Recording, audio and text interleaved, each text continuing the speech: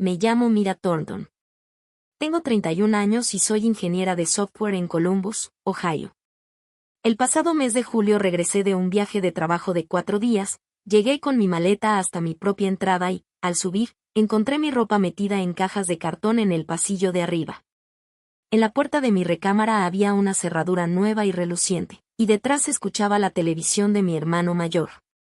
Mis papás estaban abajo, sentados en la mesa de mi cocina, tomando café que yo había comprado, como si nada hubiera cambiado. Quedarse con mi recámara apenas fue el comienzo.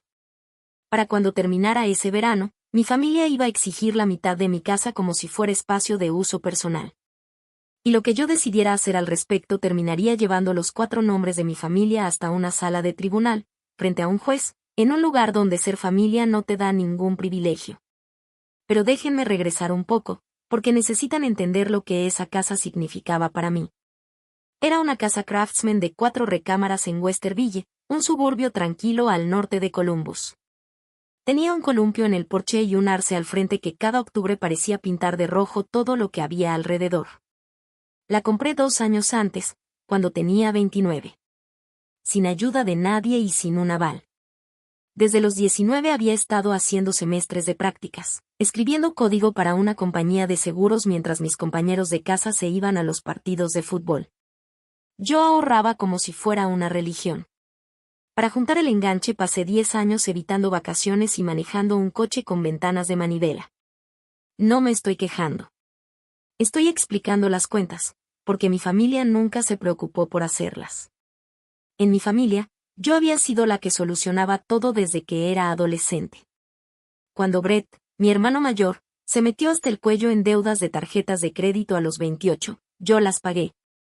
Cuando la camioneta de mi papá dejó de funcionar justo el mismo mes en que se descompuso su calentador de agua, yo cubrí las 2 cosas y hasta dije que era mi regalo de cumpleaños para él. Cuando mi mamá quiso reunir a toda la familia en una cabaña junto al lago para celebrar sus 60 años, yo hice la reservación. Nadie preguntó cuánto había costado, porque nadie le pregunta eso a la persona que siempre resuelve todo. Durante mucho tiempo, me molestó menos de lo que debería. Ser útil me hacía sentir querida. Todavía no entendía la diferencia. Pero la casa era distinta. Esa casa era lo único que realmente era solo mío. Mi nombre estaba como único propietario en las escrituras y solo mi llave abría esa puerta. Los sábados por la mañana me sentaba en el columpio del porche con mi café y disfrutaba del silencio. Y hasta ese silencio me pertenecía. Tuve exactamente 2 años de esa tranquilidad. Después, un martes de febrero, mi mamá me llamó con esa voz dulce y cálida que siempre usaba cuando quería pedirme algo. Y entonces dijo la frase que lo empezó todo. Hija, necesitamos pedirte un pequeño favor. Y este era el favor. Mis papás habían vendido la casa de campo que tenían en la calle Beckley, la misma donde Brett y yo crecimos. Decían que el patio y las escaleras ya se les habían vuelto demasiado difíciles de mantener. Habían dado el enganche para un condominio completamente nuevo en una comunidad para mayores de 55 años, en Delaware County.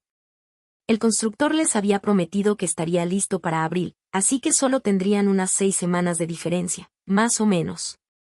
Además, mi papá, Dale, tenía programada una cirugía de reemplazo de rodilla a mediados de marzo, y encontrar un lugar de renta adecuado para alguien que iba a usar andadera no era nada fácil. Mi mamá, Carol, me lo planteó de la manera más dulce y sencilla. Solo hasta que esté listo el condominio, hija. Tienes muchísimo espacio. Y a ver, tampoco soy un monstruo. Es mi papá. Claro que podía quedarse en mi casa. Pero había visto suficientes problemas familiares como para saber que la palabra temporal puede ser de las más peligrosas cuando se trata de vivir juntos. Así que hice lo mismo que hago en mi trabajo cuando un proyecto tiene cosas poco claras. Puse todo por escrito. Esa misma noche les mandé un correo a mis papás, amable, casi como una tarjeta de felicitación, pero con las condiciones perfectamente claras. Ellos ocuparían la recámara de visitas y el baño del pasillo. Los servicios se dividirían a la mitad y también puse una fecha límite, 8 semanas. Dejé un margen después de la fecha que había prometido el constructor y agregué que, si el condominio se retrasaba, volveríamos a hablarlo entre todos. Leí el correo 2 veces antes de enviarlo.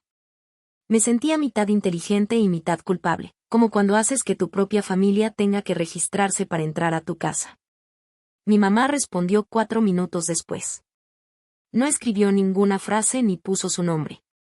Solo mandó un corazón rojo. En ese momento pensé que era un sí. Ahora sé que no, un corazón rojo no es un acuerdo.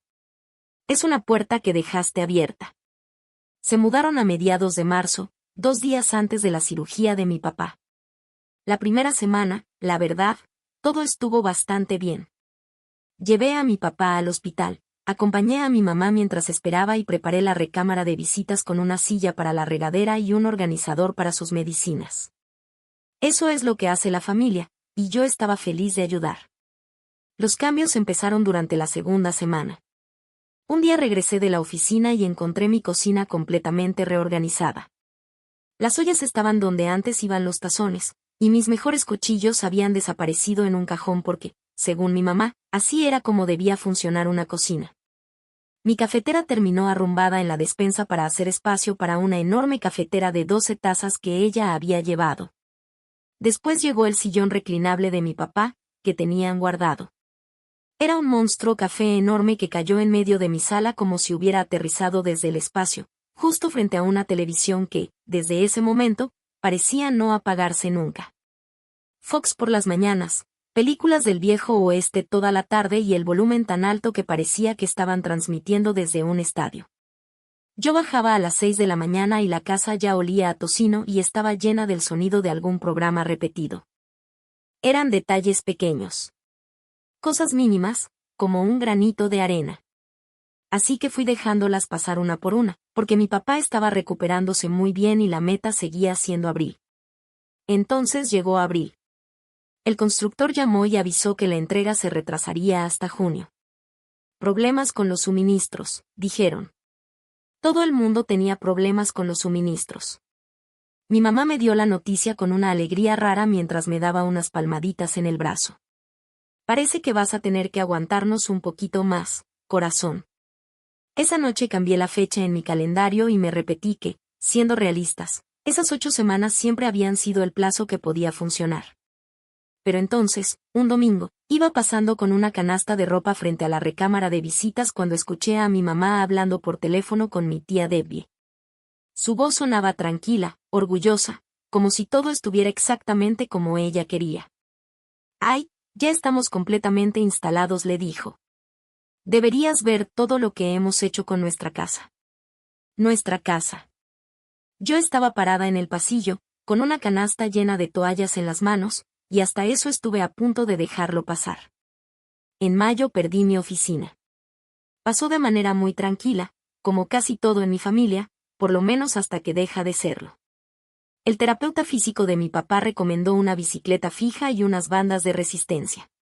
Y mi mamá decidió que el único lugar donde podían poner todo eso era mi oficina de la planta baja, justo el cuarto donde yo podía cerrar la puerta y trabajar para ganar el dinero que, en realidad, estaba pagando toda esa situación. Yo trabajaba desde casa 3 días a la semana. Se lo expliqué. Mi mamá sonrió como si hubiera dicho algo tierno y simplemente movió mi monitor a la mesa del comedor. Eres joven, hija. Puedes trabajar en cualquier lado. Tu papá necesita tener su equipo en un solo piso. Así que durante el resto de la primavera tuve que hacer videollamadas desde la mesa del comedor. Mientras una película del viejo oeste sonaba a todo volumen detrás de mí y la cafetera hacía ruidos como si estuviera hirviendo en un pantano. Yo tenía que ponerme en silencio para decir cosas como, «Mamá, estoy presentando». Y ella respondía en un susurro exagerado. «No me hagas caso». Mientras tanto, descargaba el lavavajillas haciendo sonar cada sartén como si nada estuviera pasando. Quiero ser justa. Mi papá sí hacía sus ejercicios. Cada semana estaba más fuerte. Dejó de usar la andadera y, para principios de junio, ya manejaba otra vez y subía las escaleras como si tuviera 10 años menos. Lo cual significaba que, si alguien se hubiera tomado la molestia de preguntar, la razón médica para mantener toda esa situación ya había desaparecido. Pero nadie preguntó. Yo marqué mentalmente el final de junio en el calendario y me prometí que entonces tendría que poner las cosas en claro. De una manera amable, incluso con un buen pedazo de pastel de por medio, pero tenía que hacerlo. Entonces, una tarde, sonó mi teléfono y en la pantalla apareció el nombre de Brett. Recuerdo que me quedé completamente quieta frente a la barra de la cocina antes de contestar. Mi hermano nunca me llamaba. Llevaba 3 años sin felicitarme siquiera por mi cumpleaños. Brett solo me hablaba cuando algo estaba mal. Y esta vez resultó que lo que estaba mal era prácticamente toda su vida. Brett tenía 35 años, 4 más que yo. Hasta abril había trabajado como supervisor de producción en una fábrica de autopartes a las afueras de Dayton. La planta recortó a 1/3 de su personal y Brett estaba entre los despedidos. Había logrado ocultárselo a todos durante 2 meses. Dejó que su liquidación se fuera acabando poco a poco mientras le decía a Kale, su esposa, que todo estaba por resolverse. Kale tenía 4 meses de embarazo. La renta de su departamento terminaba en junio y el dueño quería que firmaran la renovación o que entregaran las llaves. Todo eso salió durante una sola llamada, larga y llena de quejas, en la que mi hermano nunca dijo perdón ni por favor. Lo único que dijo fue: entonces, estamos pensando que podríamos instalarnos en tu casa hasta que nazca el bebé.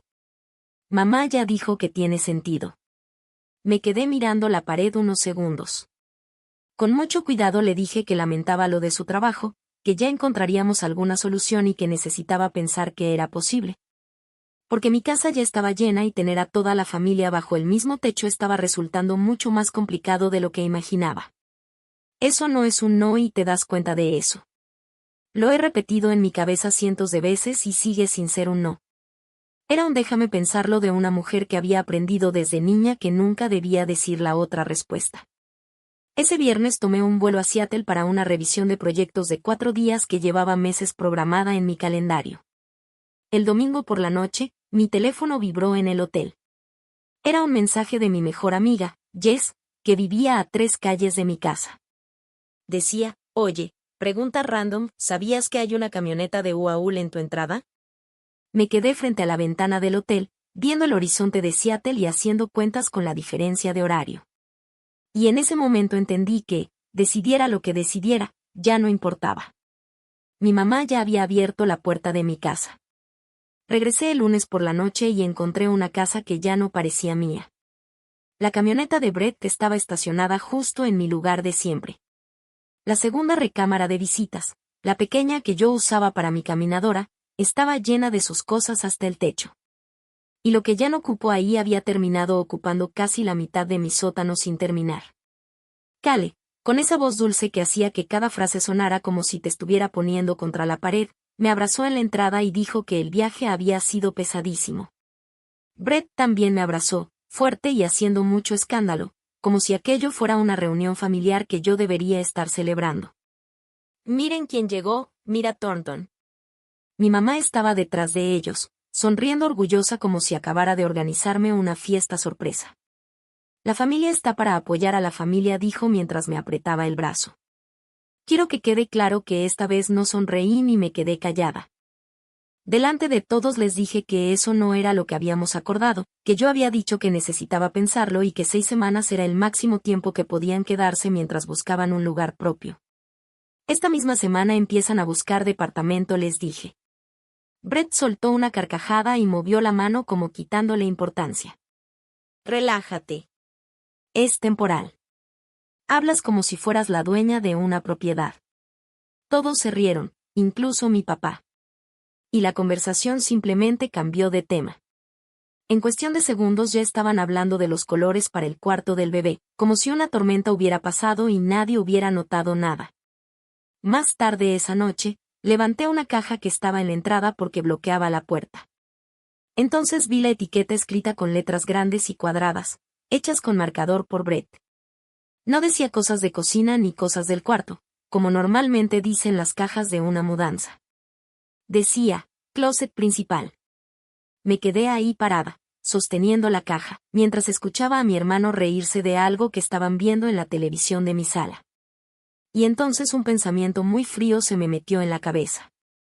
Él no había empacado esa caja para una visita. La había empacado para una casa.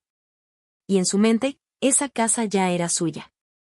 Ahora déjame explicar cuánto cuesta eso de que algo sea temporal. Mi hipoteca era de $2,380 al mes, incluyendo impuestos y seguro. Y esa cuenta era completamente mía. Yo había firmado por ella y estaba de acuerdo con pagarla. Pero para Julio, el recibo de los servicios de una casa con 5 adultos, montones de ropa por lavar, duchas constantes y una televisión que parecía no dormir nunca, llegó a $610. Casi el doble de lo que normalmente pagaba durante el verano. La despensa que yo llenaba el domingo estaba vacía para el jueves. Nadie ponía dinero a menos que yo lo pidiera. Y cuando lo hacía, mi mamá me miraba como si acabara de pasar una charola para pedir donaciones en un funeral. Lo de dividir los servicios, que estaba claramente escrito en aquel correo que les había mandado, nunca volvió a mencionarse. Y cada vez que intentaba hablar del tema, aparecía alguna nueva emergencia. La búsqueda de trabajo de Brett, por lo que yo podía ver, consistía principalmente en ponerse unos audífonos para jugar y repetir. Estoy haciendo trabajos de consultoría. Brett trabajaba desde mi sillón a las 2 de la tarde. Y todas las noches se quedaba despierto hasta las 2 o 3 de la mañana en la sala, que compartía pared con la recámara pequeña. Así que yo me dormía escuchando los disparos de un videojuego y despertaba con el ruido de la cafetera de mi mamá. Mientras tanto, Cale había empezado a acomodar todo como si estuviera preparando su propia casa. En mi oficina pegó muestras de pintura en la pared, justo al lado de la bicicleta de ejercicio de mi papá. Eran cuadritos en tonos verde salvia y amarillo mantequilla. Y hablaba de cuando hagamos aquí el cuarto del bebé con la misma seguridad con la que uno habla de algo que ya está decidido. Yo empecé a quedarme hasta tarde en la oficina los días que tenía que ir en persona. Y en los días realmente pesados, me sentaba dentro de mi propio carro, estacionada en mi propia entrada, comiéndome una ensalada de un restaurante de comida rápida en plena oscuridad. Porque era el único lugar que me quedaba. Tenía 20 minutos de silencio. Después entraba por la puerta de mi propia casa como si fuera una visita. Me repetía una y otra vez que solo faltaban 6 semanas. No tenía idea de que, arriba, ellos ya estaban midiendo mi recámara. A finales de junio, convoqué a una reunión familiar. Preparé una hoja con un plan de una sola página y saqué 5 copias, como si fuera una reunión de trabajo. Había un calendario para repartir las tareas de la casa, la división detallada de los servicios y 2 fechas marcadas en negritas, una para revisar cómo iba la búsqueda de departamento de Brett y Cale, y otra como fecha límite para que se fueran. Era a mediados de agosto, 6 semanas después. Y, sinceramente, me parecía un plazo bastante generoso. Puse las hojas sobre la mesa de la cocina frente a toda mi familia. Vi cómo mi hermano leyó la primera línea y empezó a sonreír. Nos hizo un PowerPoint, le dijo a Cale. Mi mamá soltó una carcajada antes de intentar disimularla. Entonces hizo esa cosa que siempre hacía. Puso la mano sobre la hoja, como si estuviera tratando de calmar a un animal asustado, y me dijo: Hija, nosotros no hacemos contratos en esta familia. Aquí nos cuidamos entre todos. Mi papá se quedó mirando su mantel individual como si ahí estuvieran las instrucciones para salir de aquella conversación.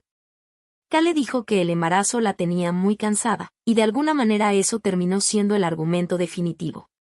Nadie firmó nada. Nadie aceptó nada. Para las 8 de la noche, mis hojas habían terminado debajo de una caja de pizza. Esa noche hice algo pequeño que después resultaría importante. Abrí una nota en mi teléfono y escribí la fecha, lo que yo había propuesto y todo lo que se había dicho. Sin hacer ruido, nació una costumbre. Si alguna vez has estado parado en tu propia cocina con un plan en las manos mientras tu familia se ríe de él, mientras las mismas personas a las que has ayudado durante años te dicen que los contratos son solo para extraños, entonces sabes perfectamente cómo se siente. 10 días después de aquella reunión, volví a viajar a Seattle. Y esa fue la última noche que pasé en mi propia recámara. Ya conocen la escena con la que regresé a casa, pero quiero contarles bien cómo pasó, porque cada detalle importa. Era el lunes después del fin de semana del 4 de julio. Subí mi maleta por la entrada, pasé junto a la camioneta de Brett, abrí la puerta de mi casa y subí las escaleras.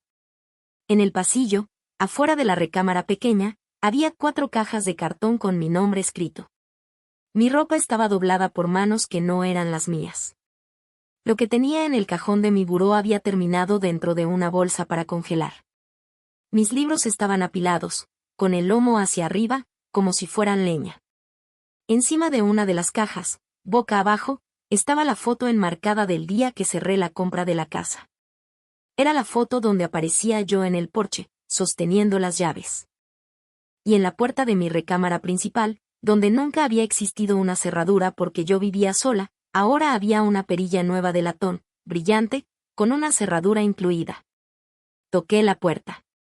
Mi hermano abrió la puerta de mi propia recámara como si yo fuera un repartidor. Estaba sin camisa y completamente tranquilo. En mi televisión estaba jugando un partido de béisbol. Por encima de su hombro alcancé a ver cajas de pañales apiladas sobre mi cama y la maleta de Cale abierta encima de mi cómoda. Ah, hola, dijo. Pensamos que no te iba a molestar. Casi ni estás aquí. Y Cale necesita usar el baño durante la noche. Ya sabes, cosas del embarazo. Cale me saludó desde mi sillón de lectura. Yo seguía parada en el pasillo, todavía con mi ropa del trabajo, y me escuché preguntar dónde estaban mis papás. Una parte de mí todavía estaba convencida de que ellos se habían opuesto a todo aquello. Pensaba que quizá encontraría a alguien de mi lado. Brett sonrió. En la cocina. Y regresó a ver su partido. Mis papás estaban sentados en la mesa de mi cocina, tomando café. En cuanto entré, los ojos de mi mamá se fueron hacia el techo, hacia la recámara principal, y después regresaron rápidamente a su taza. No los habían tomado por sorpresa. Ellos habían ayudado a Brett a subir las cajas. Ellos sabían. Lo que pasó después, en esa cocina, fue la conversación que finalmente me mostró quiénes eran mis papás. Y lo digo como una mujer que llevaba 31 años conociéndolos. Mantuve la voz tranquila. Les dije que Brett y Cale se habían quedado con mi recámara, que habían puesto una cerradura en una puerta interior de mi casa y que habían empacado mis cosas sin pedirme permiso. También les dije que todo eso se iba a deshacer antes del fin de semana. Mi mamá juntó las manos y empezó a explicarme todo con una paciencia casi condescendiente, como si la confundida fuera yo. Cale está embarazada. Necesita usar el baño principal durante la noche. Una mujer embarazada no puede estar caminando por el pasillo a las 3 de la mañana, mira. ¿Entiendes? Con toda calma le señalé que la recámara pequeña y la principal estaban en el mismo piso, separadas apenas por 4 pasos, y que ambas daban al mismo pasillo. Además, Brett y Cale llevaban un mes usando exactamente el mismo baño. Hubo un silencio. Uno de esos silencios tan grandes que parecía que hasta una camioneta habría cabido en medio. Entonces mi mamá cambió de argumento sin siquiera pestañear, como quien cambia de carril. Él va a ser papá, mira. ¿Entiendes eso? Un hombre que va a ser padre necesita sentir que tiene su propio espacio. Su propio espacio. En mi casa. Miré a mi papá.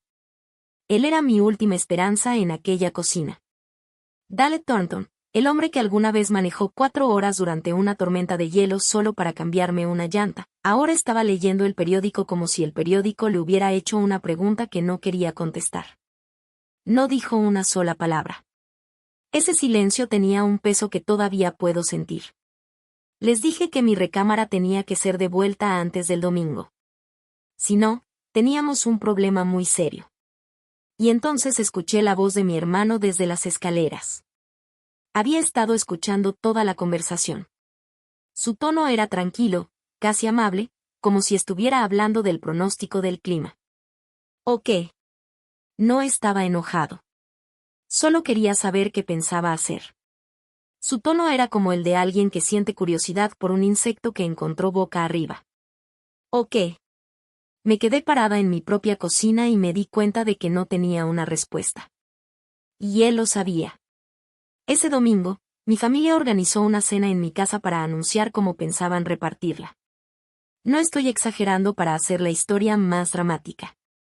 Mi mamá preparó un asado, puso la mesa con un centro de mesa y, cuando retiraron los platos, Brett se levantó en la cabecera.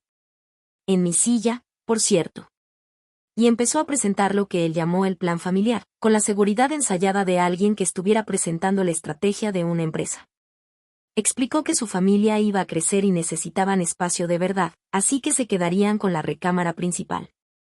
Según él, eso ya estaba decidido. Mi oficina se convertiría en el cuarto del bebé. Cale ya había elegido los colores para pintar. La sala sería su espacio familiar durante las tardes y las noches, y también ocuparían la mitad del garaje para sus herramientas y todas las cosas del bebé. Básicamente, la parte de arriba y la mitad del frente son nuestro espacio personal, dijo, haciendo una línea imaginaria en el aire sobre mi mesa. Tú todavía tienes tu recámara y la cocina, porque de todos modos tú eres la que cocina aquí. Sonrió como si acabara de hacerme un cumplido. Yo esperaba que mis papás se rieran, porque la situación era absurda. Un hombre sin trabajo y sin contrato de renta, parado dentro de una casa que no era suya, repartiendo el 50% como si le perteneciera. Pero mi mamá simplemente asintió. Asintió como si todo tuviera sentido. Cale sacó en su teléfono un tablero de Pinterest con ideas para el cuarto del bebé, usando mi oficina como referencia, y empezó a pasar el celular por la mesa. Mi papá incluso se puso a opinar sobre los colores para una habitación de mi propia casa que estaban tomando sin mi permiso. Están bonitos, dijo. Yo solo dije una cosa. Brett, esta es mi casa.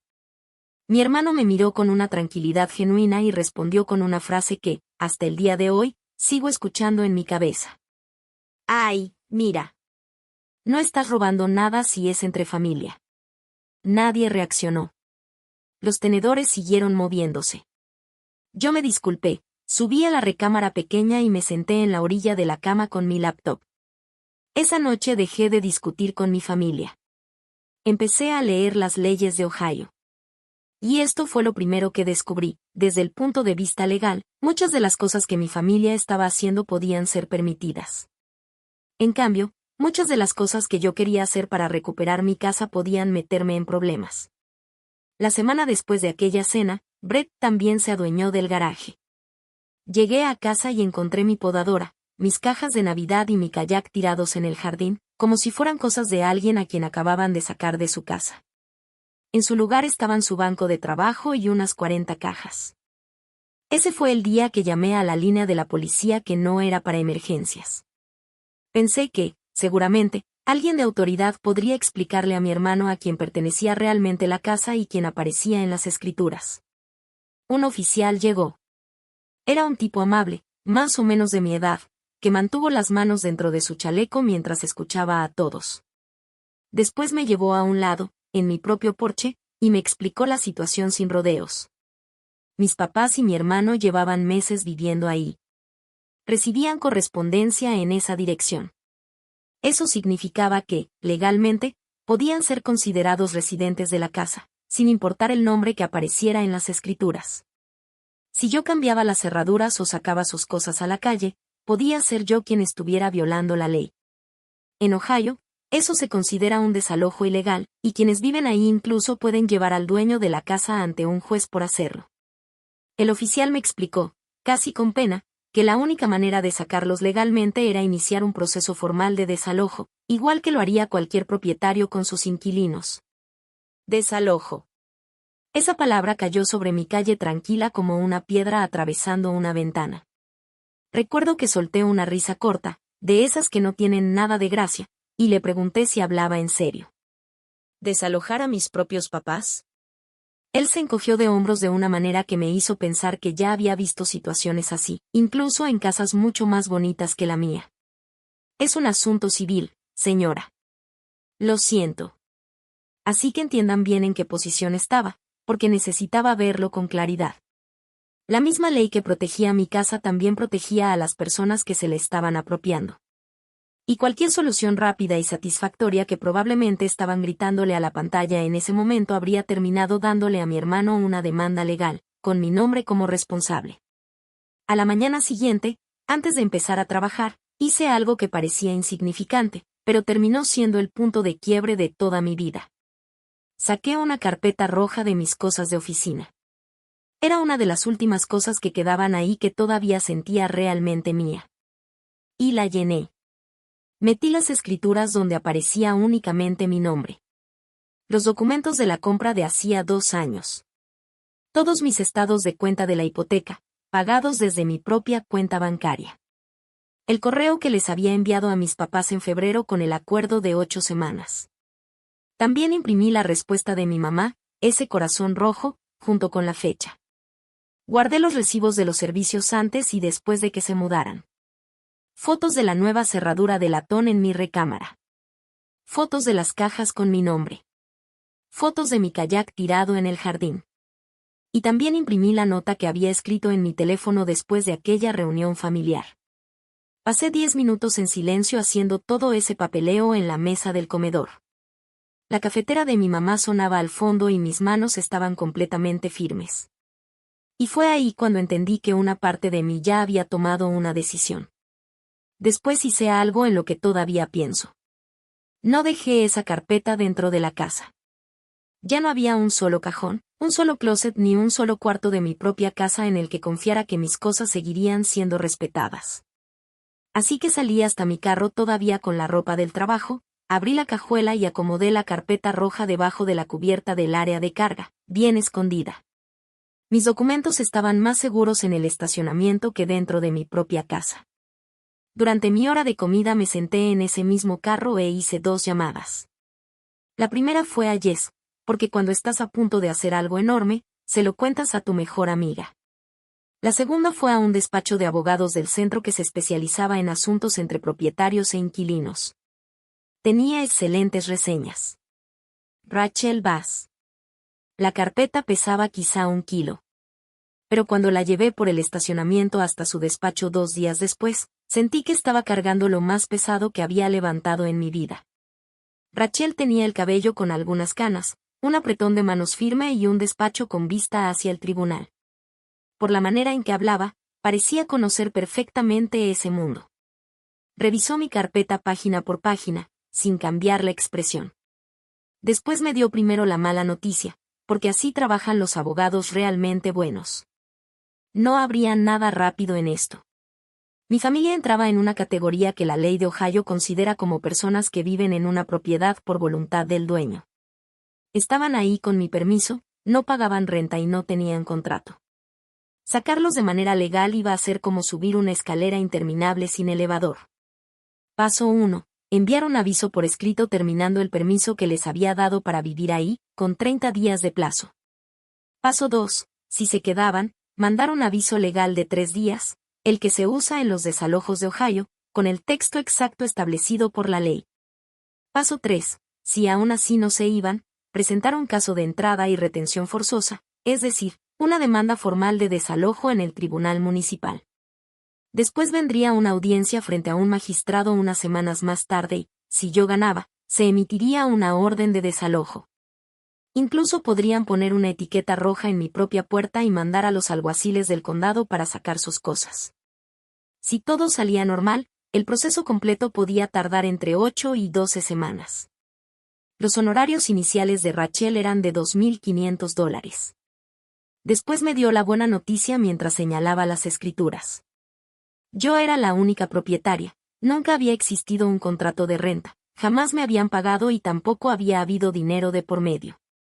Además, tenía pruebas de los avisos que había enviado. Legalmente, este es el caso más claro que probablemente voy a ver este mes, me dijo. Emocionalmente, es de los peores que me toca manejar. Cerró su pluma y me miró de una forma que me recordó a un cirujano justo antes de marcar la piel de un paciente. Señora Thornton, casi nadie llega al punto de desalojar a su propia madre. Pase lo que pase, la familia que conocía antes de estos papeles ya no va a ser la misma. ¿Estás segura? Me quedé mirando por su ventana hacia el tribunal durante un buen rato. Le dije que necesitaba una semana más. No porque dudara de la ley. Quería darle a mi familia una última oportunidad de comportarse como mi familia. Una semana después, un jueves, llegué a casa y les pedí a todos que se sentaran. Puse sobre la mesa una propuesta que todavía considero mucho más generosa de lo que ellos habían hecho para merecerla. Mis papás podían quedarse hasta que su condominio estuviera listo. De verdad. con toda tranquilidad y sin ponerles una fecha límite. A cambio, solo quería que me apoyaran en una cosa: Brett y Kale tenían que encontrar su propio lugar antes de que naciera el bebé. Y para ayudar a que eso sucediera, le daría a mi hermano $2,000 para el depósito de un departamento. También pagaría la mudanza. Era un regalo, no un préstamo. Todo lo que yo pedía era recuperar mi recámara, recuperar mi oficina y tener una fecha clara. Vi a mi hermano escuchar todo con los brazos cruzados y una pequeña sonrisa paciente, como si estuviera esperando a que un niño terminara de contar un chiste. Entonces hizo su propia propuesta. Dijo que había estado pensando y que, pensando a largo plazo, lo más inteligente para la familia sería que yo le vendiera la mitad de la casa al precio que tenía en 2019, antes de que el mercado subiera. Porque, según él, de otra manera prácticamente estaría abusando de mi propio hermano. Me pagaría poco a poco, sin intereses, una vez que consiguiera trabajo. O, dijo de manera todavía más sencilla, podía agregarlo a las escrituras. Y en ese momento extendió la mano y me dio unas palmaditas en el dorso de la mía. Por la estabilidad del bebé. Es solo una firma, mira. Me quedé sentada haciendo cuentas en silencio. Pensaba en todos los años que me había costado juntar aquel enganche, mientras mi hermano hablaba del valor de mi casa como si estuviera negociando una lámpara en una venta de garaje. Dije: no. Solo esa palabra. Sin suavizarla, sin explicar nada. Quizá por primera vez en toda mi vida adulta. Y en el silencio que siguió, mi mamá dejó la taza de café sobre la mesa y dijo en voz baja, sin levantar la mirada: no hagas que tengamos que elegir, mira. No te va a gustar. Esa noche me senté en mi carro, estacionada en la entrada de la casa, y firmé el contrato de Rachel apoyando los papeles sobre el tablero. No me temblaron las manos. Y eso fue precisamente lo que me asustó. Antes de contarles lo de los avisos legales, necesitan saber qué hizo mi familia durante los días que pasaron entre una cosa y otra, porque ellos no se quedaron esperando tranquilamente. El chat familiar de los Thornton, donde estaban 22 personas de 3 generaciones, se encendió como si fuera una alarma durante una tormenta. De alguna manera, la historia que empezó a circular no era: Brett se metió a la recámara de Mira y exigió la mitad de su casa. La versión era: Mira está amenazando con dejar en la calle a una mujer embarazada. Mi tía Linda me llamó para recordarme que yo tenía muchísimo y que algunas personas estarían agradecidas de tener a su familia viviendo en una casa grande y vacía como la mía. La iglesia de mi mamá agregó a nuestra familia a su lista de oraciones para pedir por nuestra reconciliación. Y 2 señoras que no veía desde la preparatoria me mandaron mensajes con emojis de manos rezando. Kale empezó a subir TikToks con música de piano suave, una mano sobre su vientre y frases como: hay personas que prefieren los metros cuadrados antes que la familia. Y mis primos se los comían completos, uno tras otro, dándoles cientos de likes. Mientras todo eso pasaba, mi mamá se movía por mi casa con una tranquilidad impresionante, como un faro en medio de la noche. Y repetía la frase de mi hermano a cualquiera que quisiera escucharla, como si fuera una frase que había bordado en un cojín. Tu hermano tiene razón, hija. No es robar si es familia. La única persona que veía las cosas como realmente eran era mi tía Debbie, la hermana menor de mi mamá. Una noche me llamó y me dijo: por si sirve de algo, hicieron exactamente lo mismo con tu tía Ruthie allá por los 90. Hay algo con las casas que hace que los Thornton se olviden de quien aparece en las escrituras. Después suspiró y me dijo que me quería, pero que no podía meterse en medio. Y así desapareció la última persona neutral de la familia. Lo entendí. Después de eso dejé de intentar explicarles mi versión a los demás parientes. Pero fue esa misma semana, mientras estaba al final de mi entrada con el chat familiar vibrando en el bolsillo, cuando abrí el buzón y encontré los sobres. Y esos sobres cambiaron por completo el ambiente. Mi buzón estaba lleno de la vida de otras personas. El nombre de Brett, el de Kale, una renovación del seguro del carro, un estado de cuenta de una cooperativa de crédito, avisos de citas de la clínica prenatal de Kale y, hasta arriba, el sobre que me dejó sin aire. Era una confirmación oficial del servicio postal informando que Brett y Kale Thornton habían activado el reenvío de su correspondencia hacia mi dirección. Me quedé parada junto a la banqueta y leí 2 veces la fecha en que comenzaba el servicio, porque la primera vez no podía creerlo. El reenvío había sido solicitado durante la última semana de mayo. Ellos se mudaron a mi casa en junio. Mi hermano había redirigido toda su correspondencia y sus asuntos personales a mi dirección antes de que sus cajas siquiera cruzaran mi puerta. Antes de que yo le hubiera dado una respuesta. Y, entre los demás sobres, encontré una carta de la Oficina Estatal de Desempleo. Su nombre aparecía sobre mi dirección en aquella pequeña ventanita de plástico, como si hubiera vivido ahí toda la vida. Entré a la casa con todos los sobres en la mano y los puse sobre la barra de la cocina, justo frente a él. Le pregunté en voz baja qué significaba la fecha que aparecía en ese aviso de reenvío. Y mi hermano, quiero que escuchen esto tal como yo lo escuché, con el mismo tono con el que alguien explicaría las reglas para estacionarse, me respondió desde el fregadero. Significa que conozco mis derechos, hermanita.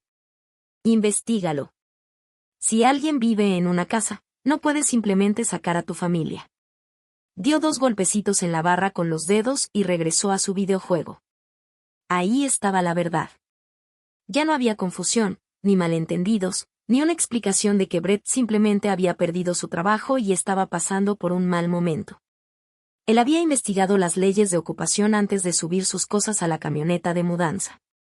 Lo que estaba pasando con mi casa no era una familia atravesando tiempos difíciles.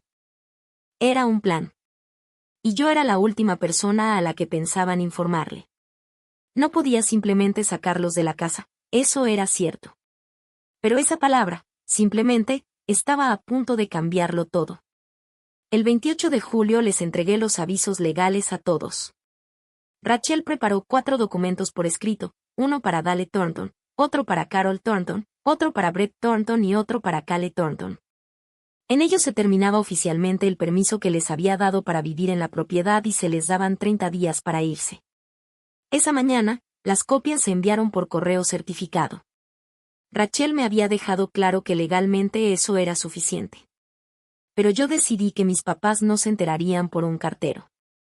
Lo escucharían de mi boca, sentados en la misma mesa donde habían decidido ignorar mi reclamo sobre la recámara. Jess fue a mi casa esa noche. Era enfermera de urgencias y tenía esa capacidad de no perderse absolutamente ningún detalle. Se quedó junto a la barra como testigo mientras yo preparaba la cena para 6 personas, como si fuera cualquier jueves. Cuando terminamos de comer y retiré los platos, puse un sobre frente a cada uno. Y dije la única frase que había ensayado. Los quiero. Pero dentro de 30 días, esta ya no será su dirección. Después me quedé ahí, viendo cómo las personas a las que había mantenido económicamente durante tantos años abrían sus sobres. Mi mamá leyó apenas 2 líneas. En cuanto entendió lo que decía, se levantó de la silla con un sonido que jamás le había escuchado. Estaba entre el llanto y la furia. Decía que yo le estaba haciendo eso a mi propia madre, que esta familia estaba maldita desde el día en que compré esa casa. Cale comenzó a llorar sobre su vaso de agua. Mi hermano ni siquiera terminó de leer el suyo. Me sostuvo la mirada, sonrió y rompió el aviso por la mitad como si fuera un boleto que había perdido. Y en mi cabeza escuché la voz tranquila de Rachel, recordando lo que me había dicho desde el principio. Un papel roto sigue siendo un papel entregado legalmente. Mi papá, en cambio, leyó el suyo completo. De principio a fin. Lo leyó despacio. Después lo dobló en 4, lo guardó en el bolsillo de su camisa, detrás de sus lentes para leer, y empezó a recoger los platos en silencio. Mi mamá gritaba. Mi hermano se reía. Y mi papá guardó el aviso de desalojo como si fuera un simple recibo. Todavía no sabía cuál de los 3 iba a terminar rompiéndome el corazón. Quiero contarles sobre el único momento de toda esta pelea en el que estuve a punto de rendirme, porque si lo omito estaría contando una mentira. Fue unos 10 días después de entregar los avisos. Bajé a las 2 de la mañana por un vaso de agua y vi una luz encendida debajo de la puerta del garaje. La mitad de él, como Brett ya le decía. Encontré a mi hermano sentado sobre una cubeta de pintura, en medio de su pequeño reino dentro del garaje. No estaba tomando, ni usando el teléfono. Solo estaba ahí, sentado, dándole vueltas a algo entre las manos. Era su viejo gafete de la fábrica. El que tenía su foto laminada, una foto bastante horrible que él solía enseñar en Navidad como si fuera una estrella de sheriff, allá por los tiempos en que era el único de los hijos Thornton que tenía un puesto importante. Al principio no me escuchó. Y durante un segundo vi a mi hermano como probablemente él mismo se veía a las 2 de la mañana. 63 solicitudes de trabajo enviadas. Su esposa a punto de dar a luz en noviembre, durmiendo en una recámara que su hermana menor había pagado. Cuando se dio cuenta de que yo estaba ahí, no escondió el gafete. Solo dijo mirando al piso. Le di 15 años a ese lugar. ¿Sabes que yo dirigía todo un turno? Había hombres que me doblaban la edad y aún así me decían jefe. Y después dijo, mucho más bajito, la cosa más sincera que mi hermano me había dicho en toda su vida. Tú ni siquiera estabas tratando de competir conmigo, mira. Esa es la parte que no puedo soportar. Tú ni siquiera lo estabas intentando. Yo estaba parada en la puerta, usando mi bata, y sentí como si el piso se inclinara. Pensé en romper los 4 avisos de desalojo. Pensé en lo fácil que sería volver a ser la persona que resolvía todo, la que se sentía querida porque siempre era útil, mientras poco a poco dejaba de tener una vida propia. La lástima es como arena movediza. Yo ya estaba atrapada hasta las rodillas. Pero llegó la mañana. Brett pasó junto a mí cuando yo estaba en la cafetera, me dio unas palmaditas en la cabeza como si fuera una niña y dijo: ¿dormiste bien en tu cuartito? La oportunidad de hacerlo entrar en razón se cerró. Pero mis papás todavía tenían una última carta. Y voy a ser sincera, por poco funcionó. Durante la segunda semana de agosto, mi papá comenzó a sentir un fuerte dolor en el pecho durante la cena. Era real.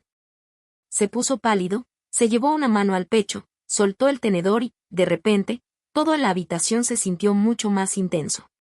Llamamos al 911 y yo seguí a la ambulancia hasta St. Anne's, mientras mi mamá permanecía rígida en el asiento del copiloto. Durante 90 minutos en aquella sala de espera, yo no era la dueña que estaba intentando sacar a alguien de su casa. Era simplemente una hija haciendo promesas silenciosas a Dios. Al final resultó ser angina. Era algo serio, pero estaba estable. Le dieron medicamentos nuevos, una cita de seguimiento con cardiología y no necesitaba ninguna intervención. Gracias a Dios. Mi mamá regresó del área de admisión, me miró con unos ojos fríos y me dijo: espero que haya valido la pena. Todo el estrés de lo que estás haciendo, esto es lo que provoca. Tú le estás haciendo esto a él. Me quedé ahí, bajo esas luces fluorescentes, y durante aproximadamente un minuto volvió a atraparme. Podía sentir cómo se activaba esa vieja costumbre dentro de mí. Pedir perdón. Resolverlo. Pagar lo que fuera necesario. Entonces escuché que alguien llamaba a mi mamá desde el otro lado de la sala. Era el señor Rix, el antiguo vecino de mis papás en la calle Beckley. Estaba ahí porque su nieto se había lastimado la muñeca. Se acercó lleno de alegría, abrazó a mi mamá y dijo la frase que terminó con la versión de mí que siempre cedía. Carol, por cierto, felicidades por el condominio. Vi a los trabajadores terminando tu unidad a principios de julio. Mi cuñado fue quien les hizo el piso.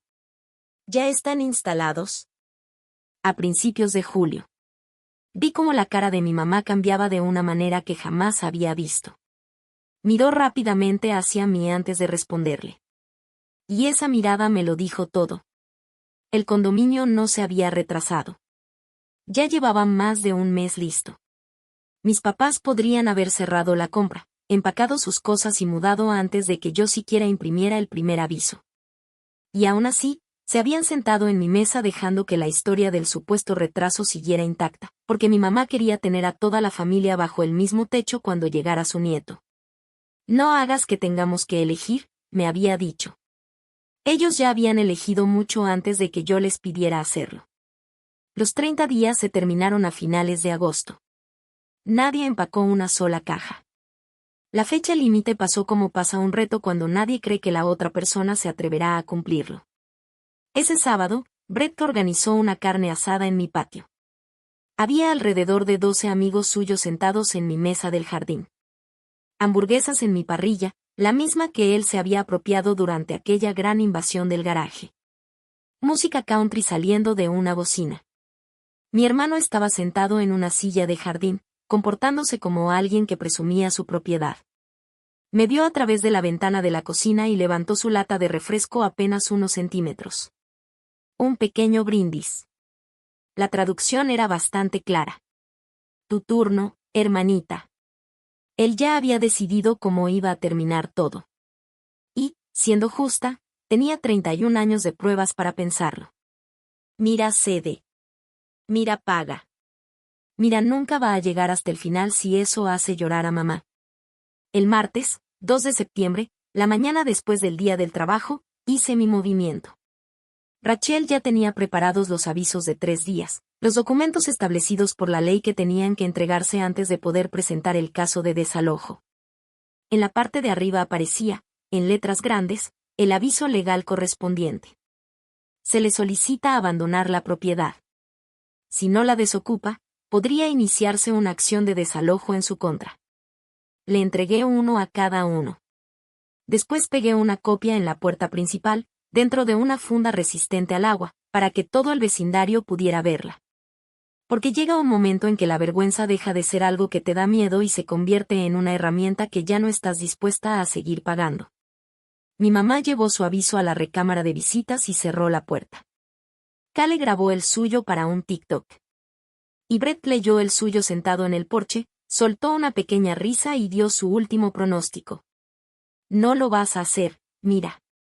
Negó con la cabeza, casi con cariño. Nunca has seguido adelante con algo que hiciera llorar a mamá. Tú eres la buena, ¿recuerdas? Me devolvió el aviso como si fuera un volante de alguien ofreciendo limpiar canaletas. Estaba apostando todo a la mira de antes. Lo que él no sabía era que esa mira había muerto en una sala de espera de hospital, en algún punto entre las felicitaciones de un desconocido y la mirada fría de mi mamá. El viernes, 5 de septiembre me tomé una hora larga para comer, manejé hasta el centro y estacioné mi carro en el estacionamiento frente al Tribunal Municipal del Condado de Franklin. Saqué la carpeta roja de la cajuela. Una esquina ya estaba un poco decolorada por el sol. 20 minutos después, estaba frente al mostrador de la oficina del secretario presentando una demanda formal de desalojo. Con todos los documentos preparados por mi abogada y pagando una cuota de alrededor de $135. La secretaria, una mujer que llevaba lentes para leer con pequeños detalles brillantes, revisó los datos del caso, puso el sello y me devolvió mi copia sin mostrar ninguna reacción. Thornton contra Thornton. Ella probablemente veía cientos de casos así cada semana. Pero yo me quedé ahí unos segundos más de lo necesario, mirando el nombre del caso. La demanda que nunca imaginé que tendría que presentar contra mi propia familia. La audiencia quedó programada para el martes, 23 de septiembre, frente a un magistrado. Faltaban 18 días. Cuando el notificador entregó la citación judicial en mi casa, mi familia finalmente entendió que yo hablaba en serio. Y la reacción de cada uno dijo muchísimo sobre ellos. Mi mamá se quedó callada y llamó al pastor Mike. Los TikToks de Kale se convirtieron en toda una serie. Y Brett pasó al ataque. Les contaba a todo volumen a mi mamá, al chat familiar y hasta a sus amigos que se reunían en mi patio cuál era, según él, su estrategia legal. Decía que le iba a explicar al juez que yo le había prometido la mitad de la casa. Que él había puesto trabajo y esfuerzo en la propiedad porque había pintado una pared de mi oficina para convertirla en el cuarto del bebé. Que una hermana que ganaba lo que yo ganaba tenía ciertas obligaciones con su familia. Y que cualquier juez con un poco de corazón entendería su situación. Rachel escuchó todo lo que yo le conté y se quedó callada unos segundos. Casi podía escuchar que estaba tratando de no reírse. No hay ningún documento. No hay escrituras a su nombre. Nunca ha pagado un solo dólar, me dijo.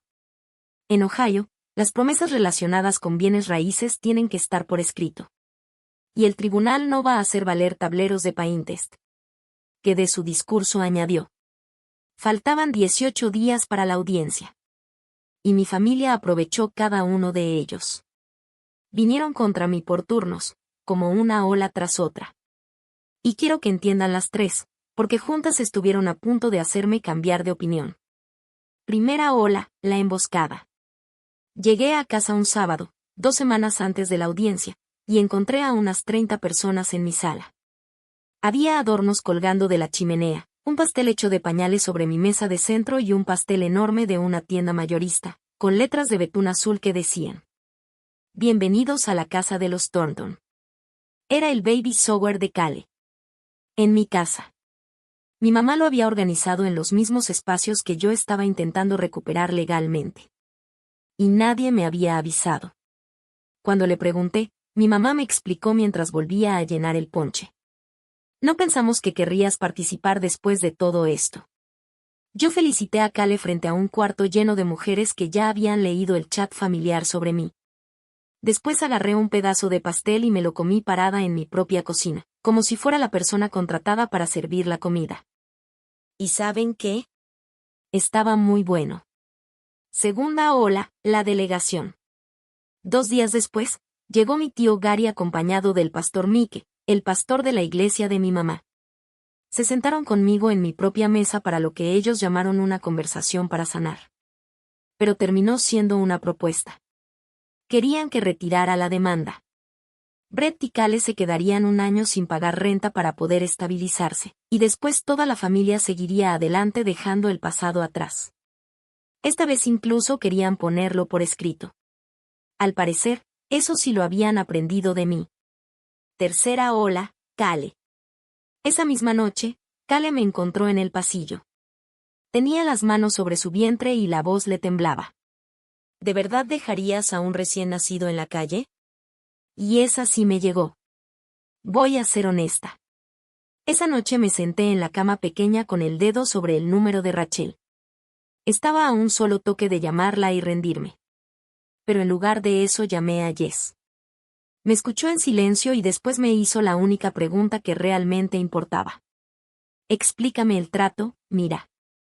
¿Qué ganas tú? Empecé a contestar. Y me quedé callada. Entonces ella dijo: Tú ganas seguir pagando. Hizo una pausa. Ese es el trato. Ese es todo el trato. La audiencia era el martes. El lunes por la noche, mi mamá tocó a mi puerta con su última propuesta. Ella tocó la puerta, y eso ya me debió decir algo. En esa casa nadie había tocado una puerta en meses. Se sentó en la orilla de la cama pequeña donde yo dormía desde julio, alisó la colcha que me había hecho cuando estaba en la universidad, por primera vez en todo el verano, me habló con su verdadera voz. La de antes. La que usaba cuando me leía cuentos. Déjalo, hija. Mañana en la mañana llama a la abogada. Déjalo y todo volverá a la normalidad. Vamos a hacer como si esto nunca hubiera pasado. Eres mi hija. No quiero perderte por una casa. Y aquí es donde tengo que ser sincera sobre el precio de las cosas, porque volver a la normalidad no era una propuesta pequeña. Normalidad significaba las comidas familiares de los domingos y escuchar la voz de mi mamá en la cocina. Significaba estar en el hospital en noviembre cuando naciera mi sobrino, en vez de enterarme por un chat familiar del que probablemente ya me habrían sacado. Normalidad era algo que yo llevaba comprando poco a poco desde los 19 años. Y mi mamá me lo estaba ofreciendo una última vez, al precio de siempre. Todo lo que yo tenía. Esa es la decisión de la que casi nadie habla en historias como esta. No se trata simplemente de elegir entre el bien y el mal. Se trata de escoger entre la familia que deseas tener y la persona que realmente eres. Y solo puedes quedarte con una. Tomé su mano y se lo dije con toda la suavidad que me permitía la verdad. Mamá, la normalidad para mí era pagar por un lugar en una mesa que siempre les perteneció a ustedes.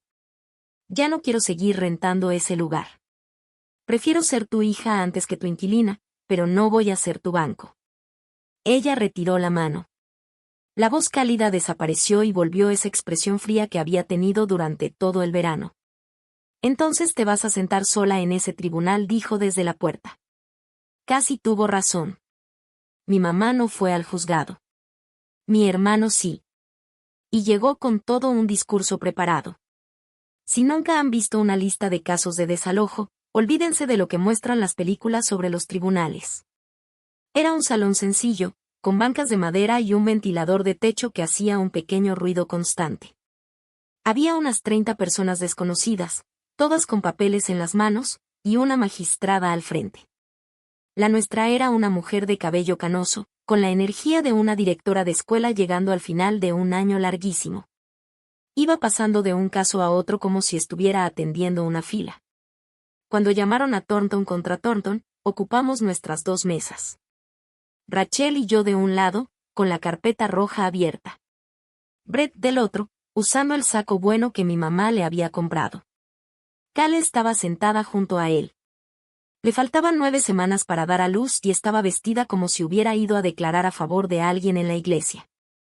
La magistrada empezó a hacer preguntas con una voz tranquila, como alguien que ya las había hecho miles de veces.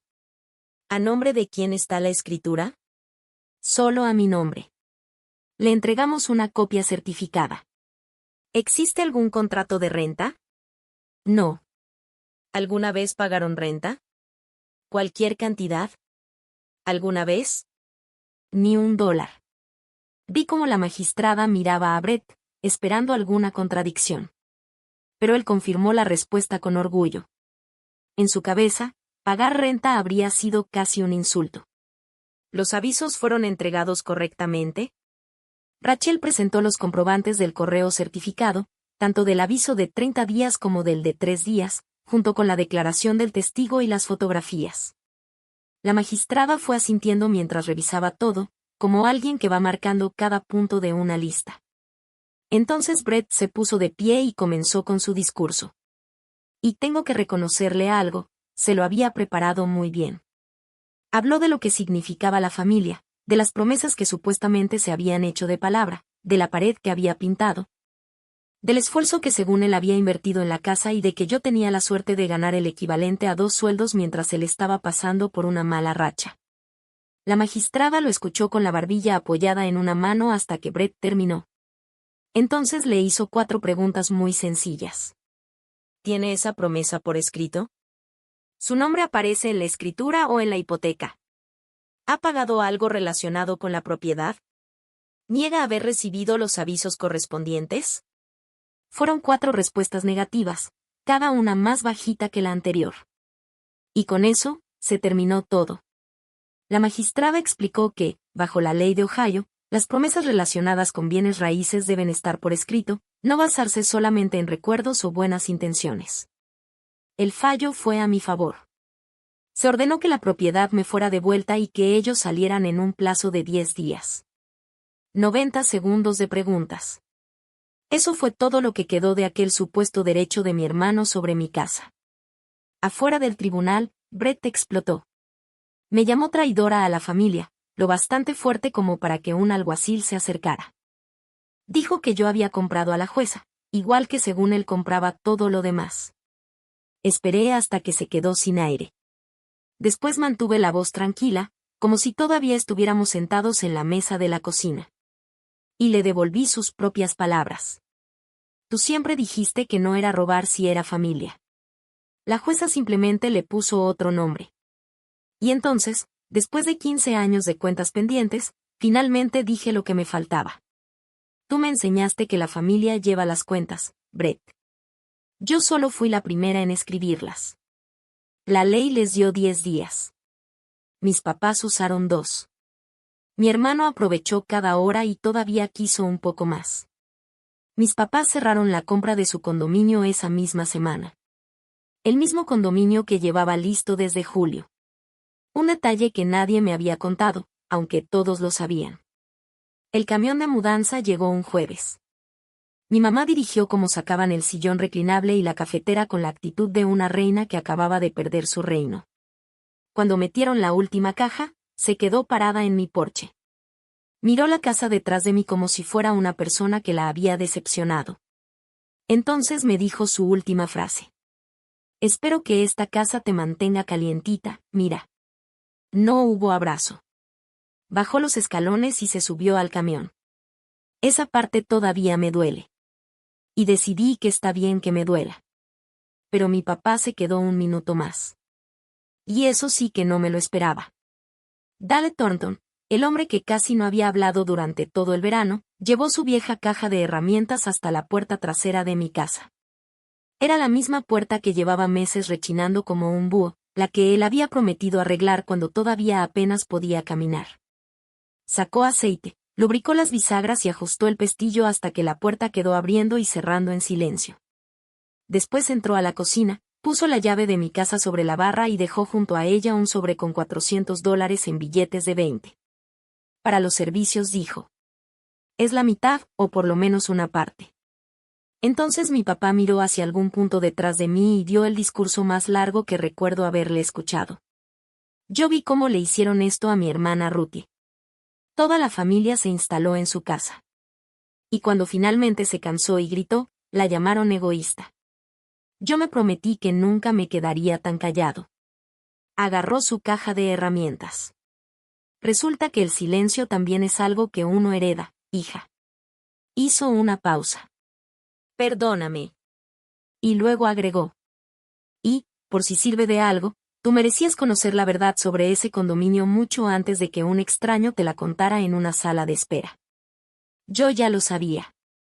Solo que nunca había tenido el valor de decirlo por mí misma. Se fue antes de que pudiera reaccionar. Una llave había regresado. Faltaba una. Mi hermano tenía 10 días y se había encerrado en mi recámara principal. La última jugada de Brett fue tan calculada como todo lo demás que había hecho. No buscó departamento. No llamó al número de asistencia legal que le habían dado en el tribunal. Se pasó esos 10 días diciéndole al chat familiar que yo nunca cumpliría con lo que había dicho.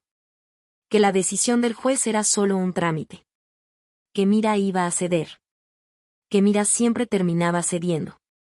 Mientras tanto, la mamá de Cale empezó a empacar en silencio las cosas del bebé cuando Brett no estaba. El 10º día, un alguacil llegó a mi casa, revisó la orden y colocó el aviso rojo en mi puerta. Era la notificación oficial de restitución y desocupación de la propiedad. La mañana en que finalmente tuvieron que salir, llegó un equipo acompañado por el alguacil para sacar, con mucho cuidado y uno por uno, todos los objetos que mi hermano se había negado a mover por su cuenta. Yo le había hecho muchas preguntas a Rachel sobre cómo manejar ese momento sin perder por completo la compasión. Por eso, las cosas del bebé fueron apartadas primero. Las envolvieron y las dejaron acomodadas en el garaje. Nadie puso una cuna en la banqueta, por más que hasta hoy eso sea lo que cuenta el chat familiar. Y yo no me quedé mirando desde el porche. Quiero dejar eso claro.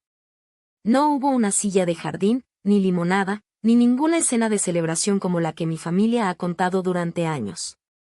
Me senté en la mesa de la cocina, justo donde se habían anunciado todas las decisiones horribles de aquel año, y simplemente escuché. La cinta adhesiva de las cajas. Los pasos de las botas. El ruido tan particular de una estructura de cama bajando por mis escaleras. La voz de mi hermano afuera, cada vez más fuerte y al mismo tiempo más desesperada. Después escuché una puerta de camioneta. Luego otra. Y finalmente el motor de un camión diésel encendido. Cale había llamado a su papá. Ray Kessler era un liniero jubilado de Grove City, un hombre grande y tranquilo, con un apretón de manos parecido al de mi papá. Llegó en su camioneta, claramente avergonzado por toda la situación, y cargó las cosas de su hija embarazada en la parte trasera sin hacer comentarios. Lo único que escuché desde la ventana de la cocina fue lo que le dijo a Brett, que estaba en medio de otro discurso sobre traición y familia. Hijo, nadie te quitó nada. Súbete a la camioneta. Se fueron alrededor de las 4 de la tarde. Esa noche, por primera vez en 7 meses, escuché el zumbido de mi propio refrigerador.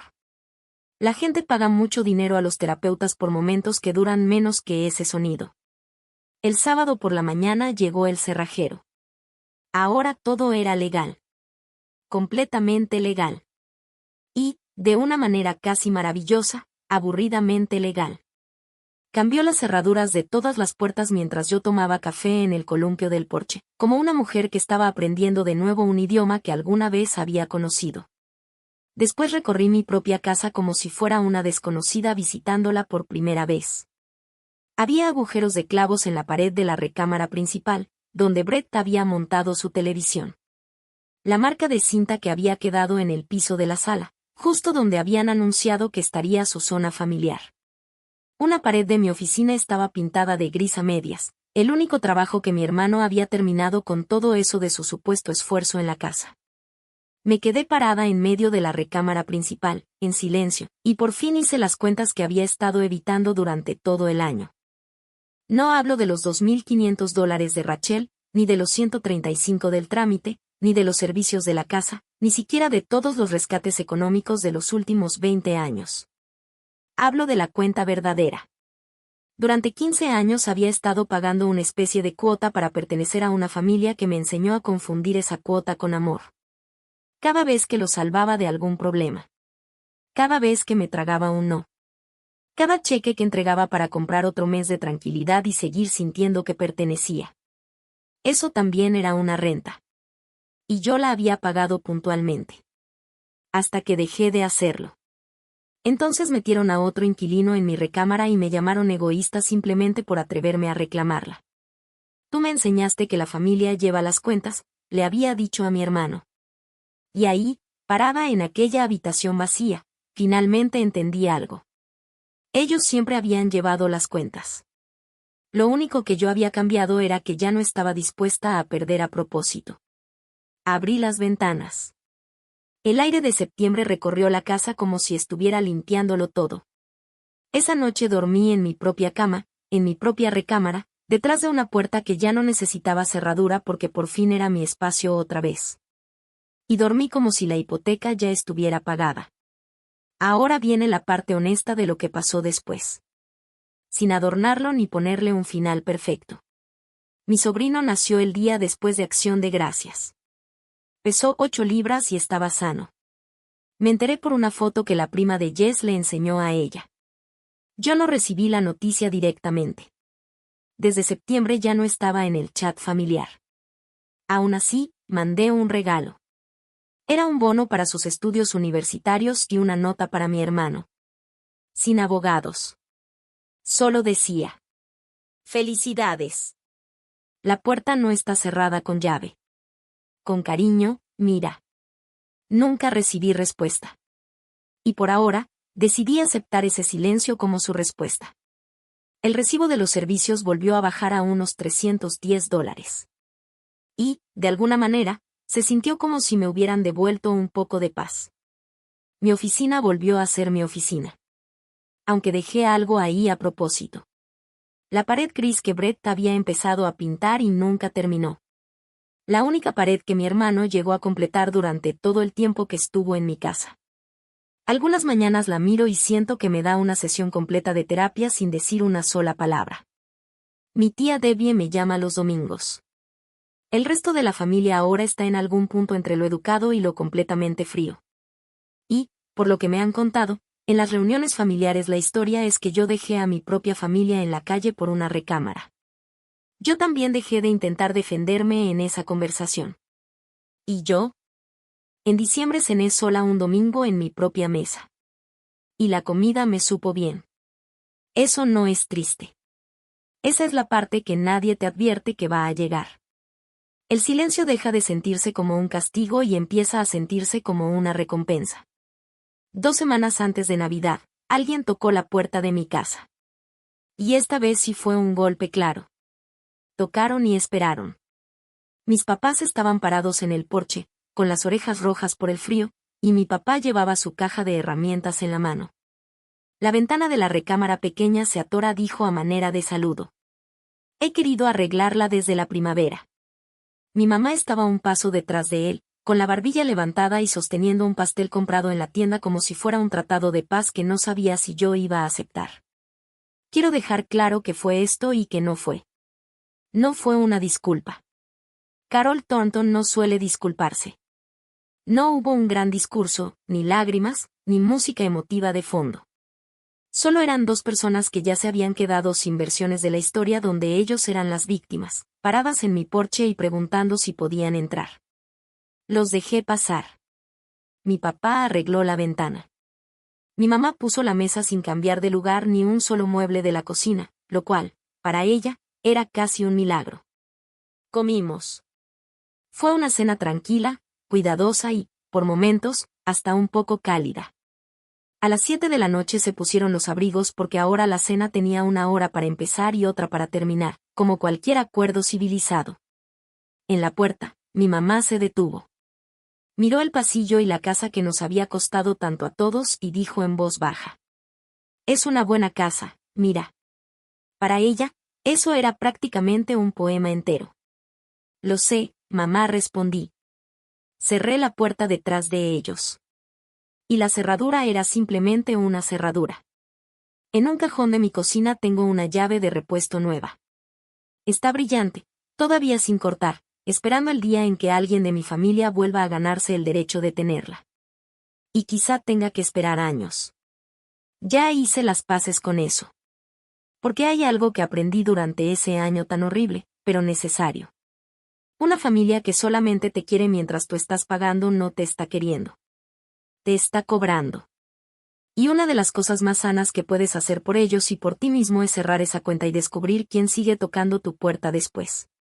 Esa es mi historia. Una carpeta roja, 2 rondas de avisos, 4 nombres en un expediente judicial y una llave de repuesto esperando todavía dentro de un cajón. Si alguien se quedó temporalmente en tu casa y poco a poco empezó a hacerte sentir como un extraño en tu propio espacio, tómalo como una señal. Pon los acuerdos por escrito desde el principio.